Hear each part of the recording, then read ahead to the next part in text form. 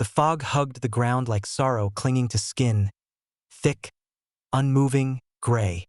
Jamal Taylor stepped out of the taxi onto cracked pavement, the familiar scent of damp pine and diesel hitting his lungs like a memory he didn't want to inhale. There was the house, the one with chipped blue paint, crooked shutters, and the porch swing his mother once read novels on. Now it stood quiet, slouched under the weight of grief. He didn't knock. He still had a key. Inside, nothing had changed. The clock ticked too loudly. The air still carried that faint lavender scent his mother loved. Her shoes were by the door. A blanket was folded neatly over the couch's arm. But the silence had teeth. It gnawed at him, hollow and loud. Jamal dropped his bag. The official statement replayed in his head. Acute pneumonia. She died peacefully in her sleep. But she had no history of illness. No hospital visit. No wheezing, no cough. Just a phone call from the neighbor 3 days ago. "I found her, Jamal. I'm so sorry." His chest tightened as he walked to her bedroom. The sheets were still tucked. A framed photo of them sat on the nightstand. He must have been 10, gap teeth and elbows too big for his body. She had her arm around him, that radiant grin that made people forget how hard life had been for her. He picked up the photo. "This doesn't make sense," he whispered. Car passed outside. He watched its headlights crawl across the ceiling, then vanish into the fog. This town, Clearwater, Georgia, had always worn its racism with a kind of polite restraint. The sort that smiled at you in church, then crossed the street when you walked by. The kind that passed over Marlene for every promotion, even after 20 years at the hospital. The kind that called her Marlene, the colored nurse, even when she had RN stitched onto her badge. He remembered the way she came home sometimes. Eyes heavy, hands trembling, muttering about how "they always think I'm exaggerating," about how a patient refused to let me touch him today. Said he didn't want no black blood in him. She'd laugh it off, then retreat into silence. Her silence was always heavier than her words. Jamal moved to the kitchen. A half-used bottle of honey sat on the counter. There was still tea in the kettle. He reached for the fridge, not sure why. Inside, neatly labeled containers of soup and vegetables stared back at him. On the door, her shopping list still hung. Ginger, peppermint, almond milk. A healthy list. A woman still living. A woman not dying of pneumonia in her sleep. Something inside him shifted. A quiet resistance. A need to know. He leaned against the counter, pressing his palms into the cool granite. He hated this town. Hated the way it pretended not to see what it did. He had left for a reason. Became an architect. Carved a life in Baltimore where he didn't have to explain himself in every room. But here he was, back where his mother's laughter once filled these walls, now swallowed by fog and unanswered questions. He pulled out his phone, tapped the voicemail from the coroner again. Natural causes. No foul play. Nothing alarming, Mr. Taylor. But everything was alarming. Her death, the silence, the lightness of the coffin. He looked toward her bedroom one last time. "You didn't just go." His voice cracked. Outside, the fog thickened, curling up the porch like it wanted in. And from somewhere deep inside, below the grief, beneath the numbness, a seed of suspicion took root. Tomorrow he would start digging.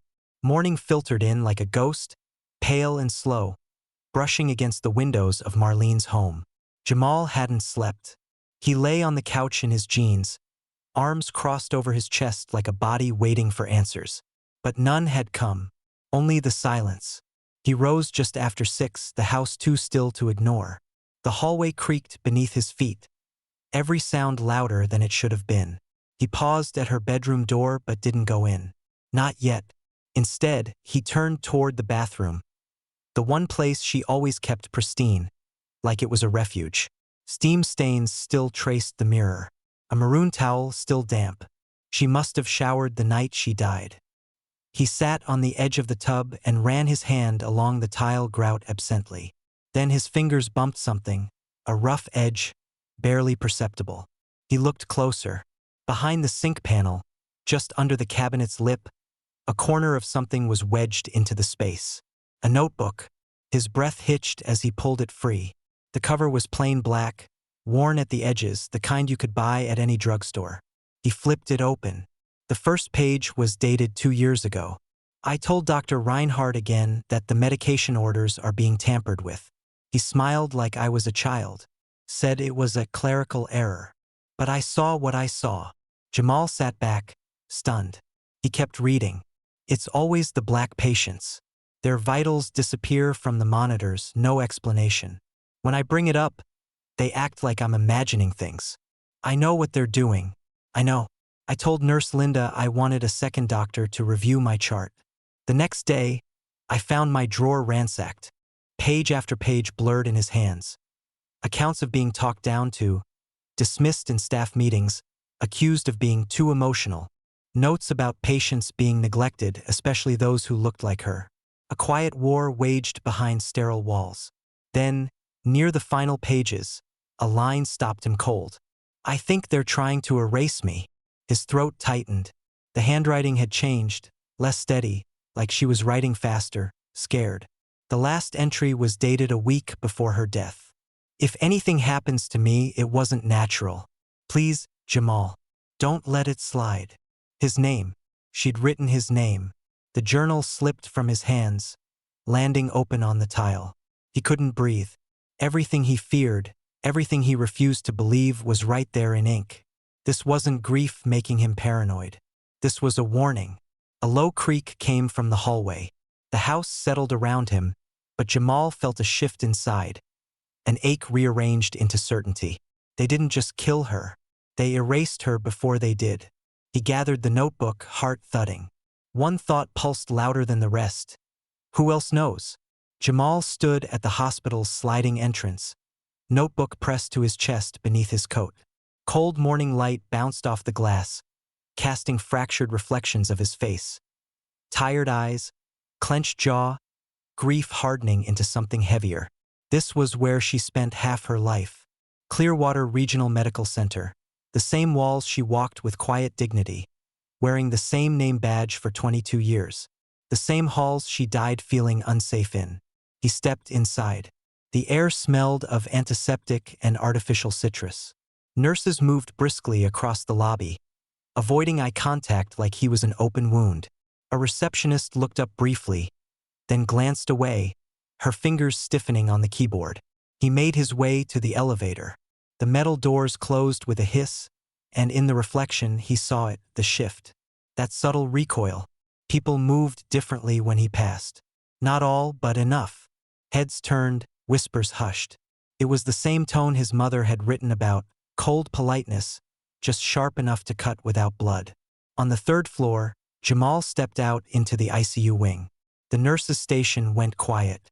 A white man in scrubs, mid-40s, graying temples, stood. "Can I help you?" "I'm Marlene Taylor's son," Jamal said, meeting his eyes. The man blinked, then forced a professional smile. "Ah, yes. Tragic loss. We were all very fond of your mother." "Were you?" The man shifted. "Of course. She was dependable." Jamal didn't respond. Instead, he walked past them, each step a dare. In the corridor, the world narrowed. He imagined her here, chart in hand, soft sneakers squeaking, that tired smile she wore when she wanted to scream. He paused outside room 312, her last assigned patient. The bed was empty now, sheets tucked in hospital corners, sterile, erased. Behind him, a voice. "You shouldn't be here." He turned. A woman in janitor's scrubs stood a few feet away. Black, older, eyes heavy. She looked around quickly, then stepped closer. "You're Jamal, right? Her boy?" He nodded. "Yeah." She glanced over her shoulder. "Come with me." Down a back corridor into the supply closet. Dim light, bleach and dust. She closed the door quietly. "I'm Grace. I worked nights with your mama." Jamal didn't speak. He waited. Grace folded her arms, voice low. "She didn't just die, baby. She was scared." He swallowed. "Scared of what?" "Of them." Grace's eyes burned. Doctors ignoring her vitals. Med orders getting changed without her name on it. They said she had pneumonia. But she told me she hadn't had so much as a cough. Jamal pulled the notebook from his coat and handed it to her. She flipped through a few pages. She told me she was keeping notes. Said she had to.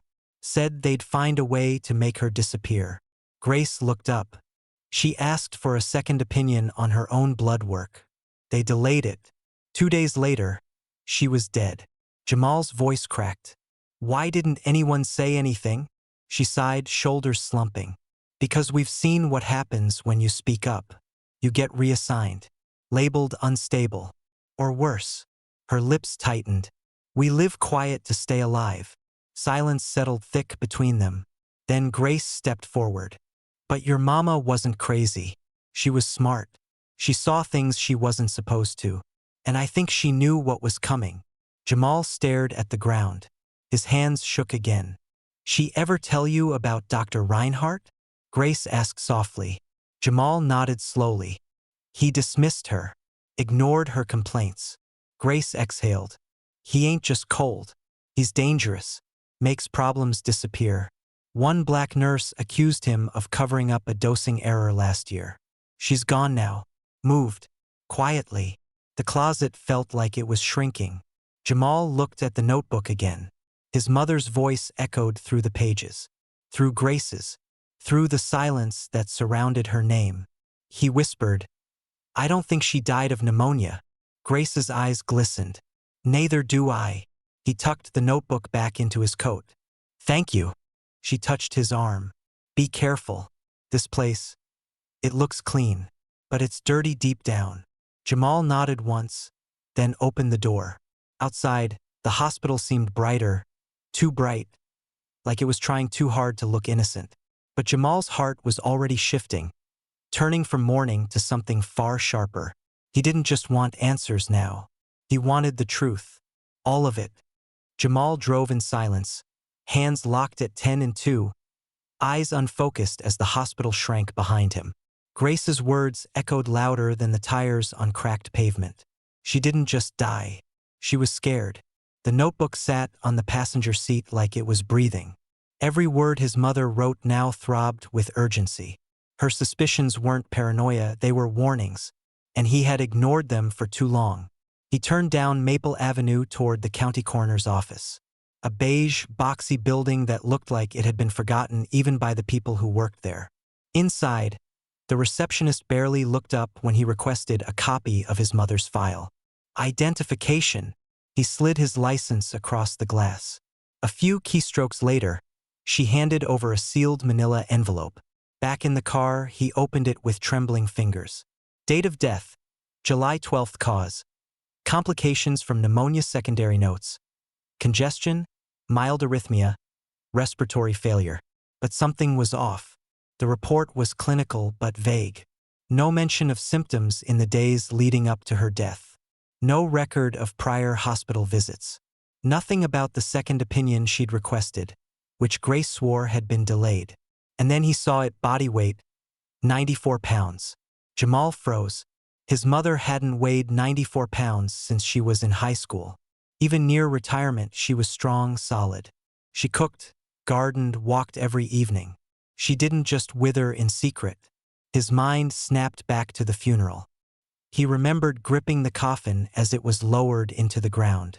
He remembered thinking it felt wrong, like lifting an empty suitcase when you expected it to be full. He had chalked it up to shock. But now, he clenched the report and slammed it against the dashboard. A ragged sob tore from his throat before he could stop it. He buried his face in his hands. I should have been here, he muttered. I should have. But the words dissolved into grief. He stayed there for an hour, parked under a half-dead oak tree, until the sun began to bleed gold through the windshield. That night, sleep came late and hard. And when it came, it dragged him somewhere cold. He stood in a long hospital corridor, dimly lit, lined with doors that all looked the same. The air was thick, like syrup. Every breath burned. He heard it first, a rattling gasp, then another. He followed the sound, footsteps muffled on the tile. At the end of the hall, a figure appeared, small, shaking, slumped against the wall. Mama! She looked up. Her lips parted, but no words came. Her eyes were bloodshot, mouth agape, reaching for him with fingers that trembled. Tubes wrapped around her neck like snakes. He ran to her, but the hallway stretched like elastic. The closer he got, the farther she seemed. Behind her, shadows gathered, tall, faceless figures in white coats. Their hands reached forward, not to help, but to restrain. Marlene tried to scream. Then suddenly, she stopped moving, and the figures turned to face him.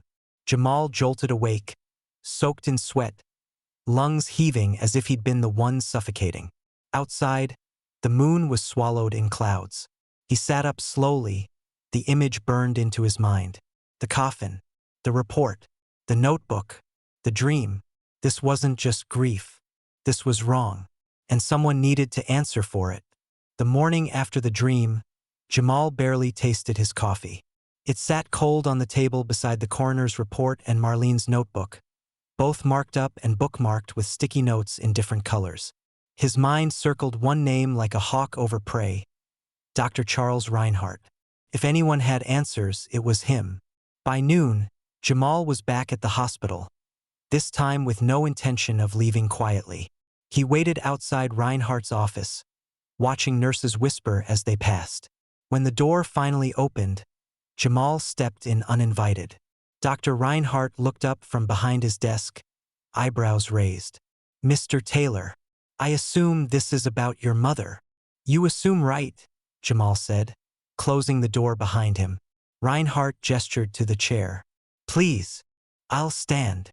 Jamal dropped the coroner's report onto the desk. "You want to explain how a healthy woman dies of pneumonia with no symptoms and ends up weighing less than 95 pounds? Reinhardt didn't blink. "Your mother had a sudden respiratory event. It happens more often than people think, especially in older patients. She wasn't sick. She had no history, and you ignored her concerns about internal issues. Nurses told me she asked for a second opinion. We followed protocol," Reinhardt replied, voice low and clipped. "She was a valued staff member, but she became difficult, paranoid." Jamal leaned forward. "Is that what you call it when a black woman documents racial harassment and medical sabotage? Paranoia?"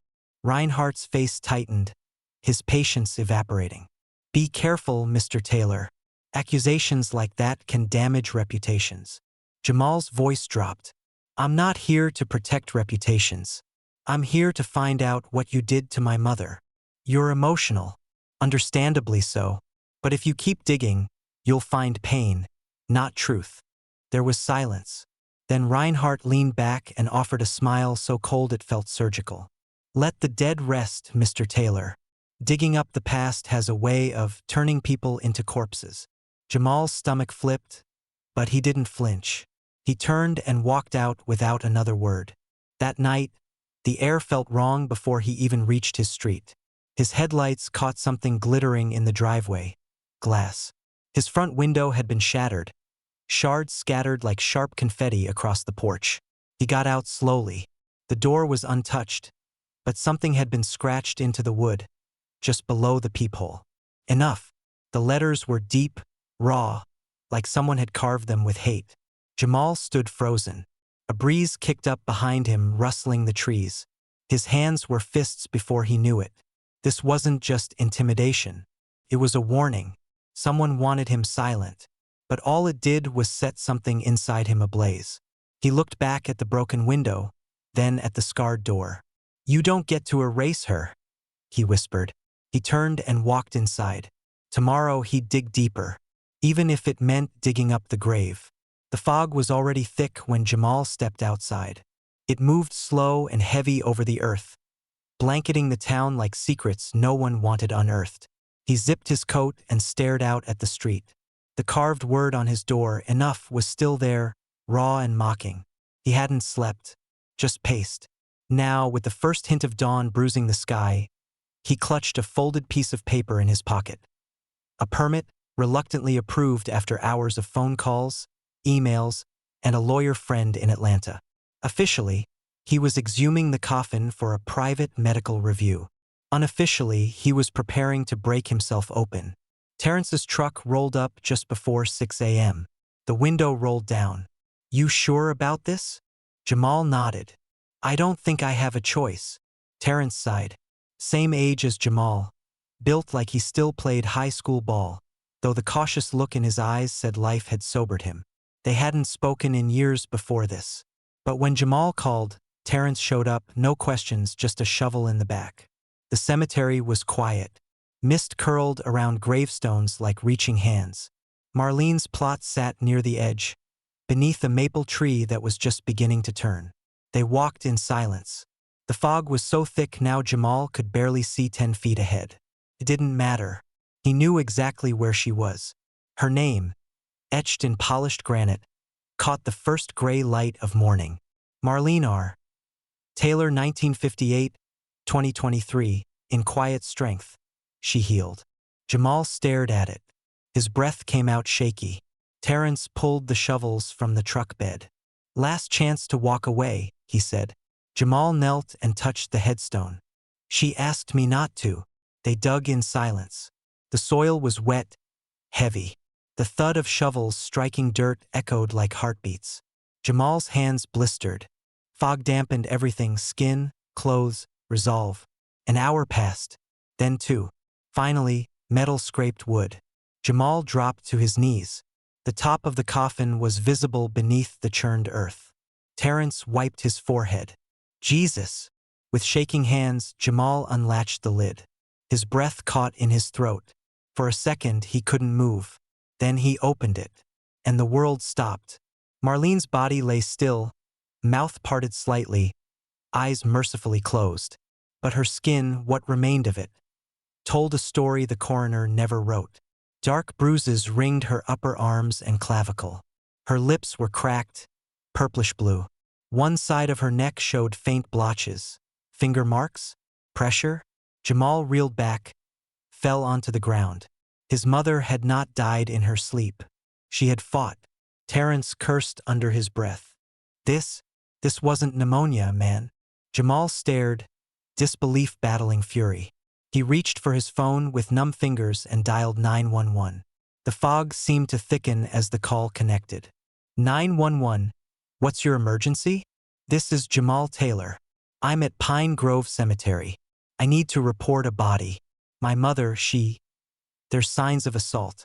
You need to send someone. Now. As he ended the call, Jamal looked at Terrence, who now stood stiffly, pale. You're gonna be in this deep now, Jamal said quietly. Terrence met his gaze. Guess I already am. A siren wailed in the distance, faint and growing. Jamal stood beside the coffin, heart pounding. This wasn't suspicion anymore. It was evidence. The sirens cut through the fog like blades, growing louder until red and blue lights bled across the cemetery. Jamal stood motionless beside the open grave, his mother's bruised body half concealed by the coffin's lid. Terrence paced nearby, arms folded tight, jaw clenched. The patrol car rolled to a stop. The door opened. From the driver's seat stepped a black woman in a brown trench coat. Sharp eyes, natural hair pulled into a tight bun, badge glinting beneath her jacket. Detective Carla Hughes, she said, voice steady. Which one of you is Jamal Taylor? I am, Jamal replied. She walked up slowly, eyes sweeping over the scene, then freezing on the body. She crouched beside the coffin, her face unreadable. Coroner report said pneumonia. I have that report, Jamal said, pulling it from his coat. It's a lie. She took it, eyes scanning quickly. When she looked up, her voice dropped. You have any idea what you've just stepped into? I think I'm starting to, Jamal said. Carla stood. You did this by the book? Legal permit. Witness. I didn't touch her. She nodded. Good. That'll matter. A little. Jamal hesitated. Will you help me? She studied him a long moment. Then she spoke carefully. I'm going to file this as an official report. Request a second autopsy. But you need to understand what's happening here. It's old and deep. People with power have protected each other for a long time. Jamal's voice tightened. Are you saying they'll bury this? I'm saying they've done it before. They stood in silence. Only the fog moved. Then Carla leaned closer, voice dropping to a whisper. "You're not crazy, but you're not safe." Patrolman walked over. Carla straightened immediately, her tone crisp. "Seal the perimeter. Call the medical examiner. Nobody touches anything until forensics gets here." The patrolman nodded and walked off. She handed Jamal a card. "That's my cell. I'll call when I know more." Jamal nodded. "Thank you." But she didn't respond, just walked off into the mist. By late afternoon, Jamal sat alone in his mother's living room, staring at the news. Nothing. No reports. No press. Just silence. Then his phone buzzed. Unknown number. He answered. "Mr. Taylor," said a clipped voice. "This is Lieutenant Gibbons. Effective immediately, Detective Hughes has been reassigned. Your inquiry will be handled by our internal review team. We'll be in touch." Click. Jamal sat frozen, the call still echoing in his ear. Reassigned? Not even 24 hours. He dialed the number on Carla's card. Straight to voicemail. But he didn't need her to answer. He already understood. They weren't just covering their tracks, they were tightening the net. He looked at the notebook on the table, then at the front door. The same door they carved enough into. The message was clear, but so was his. He wasn't done. The video leaked on a Thursday. A shaky clip, just 30 seconds, showing the open coffin, the bruises on Marlene's body, and Jamal's trembling voice calling for police. By Friday morning, it was everywhere. Black Twitter lit up. Local papers ran it on the front page. The sheriff's office denied wrongdoing. And Clearwater, Georgia, began to crack. Church elders called Jamal. Nurses who once stayed silent began sending anonymous tips.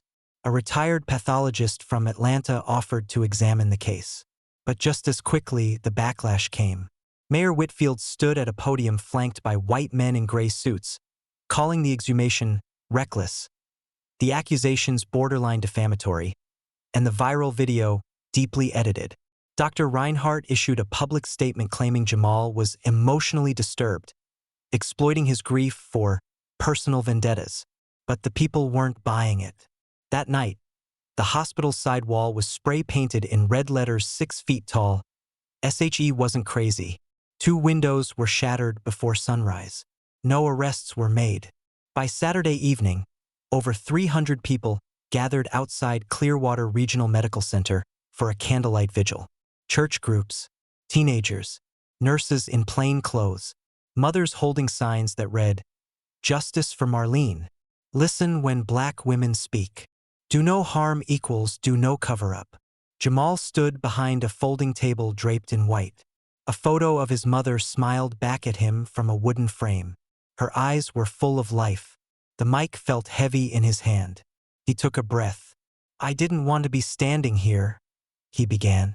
"I didn't come back to Clearwater to start a movement. I came back to bury my mother." The crowd was still. Even the night air seemed to listen. She was strong. She worked through pain, through bias, through people trying to make her small.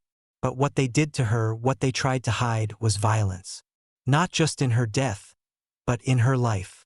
He paused, voice cracking.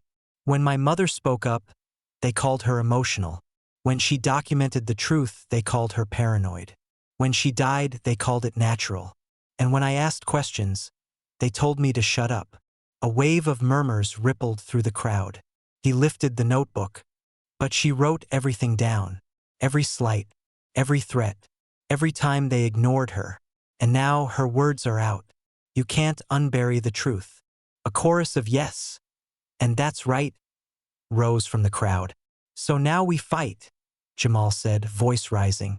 "Not with bricks or broken windows, but with facts, with voices, with light." He raised his candle.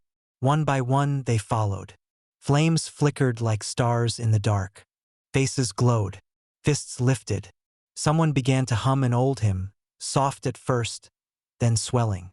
Jamal stepped back, overwhelmed. In the crowd he saw Grace, tears streaming down her cheeks. Beside her stood Terrence, arms folded, nodding. His mother had been silenced, but her truth had found 1,000 tongues. The day the report arrived, Jamal sat alone in his mother's kitchen. The house was quieter than ever, as if it too was holding its breath. A cream envelope lay in front of him, sealed and official. He didn't tear it open. He unfolded it slowly, like it might crumble if rushed. He read the words once, then again. Evidence of blunt force trauma. Contusions on upper torso and neck, inconsistent with pneumonia. No signs of respiratory infection present at time of death. Jamal stared at the final line, underlined in red ink by the independent examiner. This death cannot be considered natural. He pressed his fingers into the counter until they hurt. After weeks of silence, denial, and erasure, the truth was no longer buried. His mother had been killed. By Monday, the media came back like wolves. The autopsy was published online, and this time it couldn't be ignored. National outlets picked it up. Civil rights groups demanded a state-level investigation. Hashtags trended again. And Dr. Charles Reinhardt, placed on administrative leave, pending review. His carefully worded denial read like a sinking ship. We respect the Taylor family's grief. We deny any wrongdoing. We await further evidence. But the town felt it, the shift in the air, the divide. Some people called Jamal brave. Others called him a disgrace. Old neighbors waved with new warmth. Others glared from porches. White officials closed ranks. But the whispers were no longer just whispers. They were interviews, subpoenas, depositions. And Grace? She got hers in the mail the same day Jamal received a thank you letter from the local NAACP. The subpoena looked like a threat, but to Jamal it was a crack in the dam. She called him that night, her voice shaking. They want me to testify. Then tell them the truth, he said. You don't have to protect them anymore. I'm not scared of them, she said softly. Not anymore. 2 weeks later, Jamal stood before his mother's grave under a pale winter sky. The cemetery was empty, just him and the wind. He knelt in the soft grass, brushing away a dead leaf from the headstone. I kept my promise, he whispered. I didn't let it slide. The silence felt different now, not suffocating, but full. I still hear you, he said. When I speak, when I walk into that courtroom tomorrow, I'll take you with me. His fingers traced her name on the stone. He closed his eyes and listened, to the breeze, to the memory of her laugh, to the city humming behind him. The world had shifted. His world had cracked open. He wasn't just her son anymore. He was her witness. The courthouse was packed the next morning. Jamal sat near the front, flanked by Grace and Terrence. Carla Hughes entered from the side gallery, her badge gone but her eyes still sharp. She gave Jamal a small nod. The judge called the hearing to order. And when Dr. Reinhardt took the stand, defiant, his words crisp, Jamal didn't flinch. He didn't raise his voice. He waited, because the truth was already speaking, through bruises and blood, through files and silence, through a woman who refused to go quietly. This wasn't the end, but it was the beginning of the reckoning. The plaque shimmered in the morning light, freshly polished and set into the red brick just outside the hospital's main entrance. Marlene R. Taylor Memorial Garden, in quiet strength, she healed. Jamal stood in front of it, hands tucked into his coat pockets. Around him, people gathered, colleagues, nurses, clergy, students. A few media outlets too, but they kept their distance this time. Today wasn't for them. It had been 1 year. 1 year since a notebook cracked open a system. 1 year since Jamal dug up the truth with his bare hands. 1 year since his mother was finally heard. Justice had come slowly, unevenly. Dr. Reinhardt was no longer licensed. The hospital faced federal oversight. A scholarship was created in Marlene's name, reserved for young black women entering nursing. And Jamal? He stayed. He rented a small studio on the east side, started leading workshops at churches, schools, and hospitals. Anywhere people would listen. His program, Bearing Witness, trained healthcare staff on racial bias, patient advocacy, and institutional accountability. Some nights, the grief still knocked him over like a wave. But other nights, he'd meet a young nurse with fire in her eyes, or see an old man who once shrugged now standing in protest. and he'd feel something close to hope. He walked slowly along the garden path, lined with hydrangeas and soft benches. Children played near the edge, their laughter unafraid. Grace sat beneath a tree, watching them, her cane resting beside her. When she saw him, she smiled, small and proud. "Never thought I'd live to see them spell her name right on a plaque," she said. Jamal chuckled softly. "Neither did I." He stepped up to the podium. The crowd stilled. "She didn't want fame," he said. "Didn't want recognition.